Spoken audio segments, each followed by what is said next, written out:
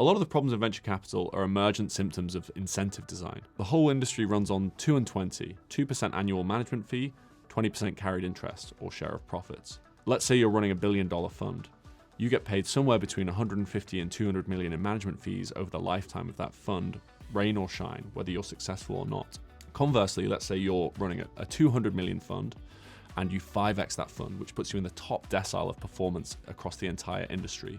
You deliver $1 billion of cash back to investors and you make $160 million of carried interest. So your 20% carry on a 200 million fund that's returned $1 billion to investor, remember that's a top decile performance, has earned you roughly the same amount of money as someone sitting with $1 billion fund that might not have returned any cash to investors. And it compounds from there. Bigger funds need to write bigger checks and they need to write them quickly. They've got time pressures to deploy because they only get paid management fees once they've invested. This often leads to businesses raising more money than they really need, which ultimately makes them bloated and fundamentally fragile. And you have to wonder, is this part of the reason the IPO window has stayed closed for so long? Once these businesses list, they often actually drop in value. Public markets find the real price of the asset, not the inflated price that the VCs have created. This wasn't always the way. If you look at the IPO of a business like Google or Amazon, they're up 1,000 times or more from that IPO listing.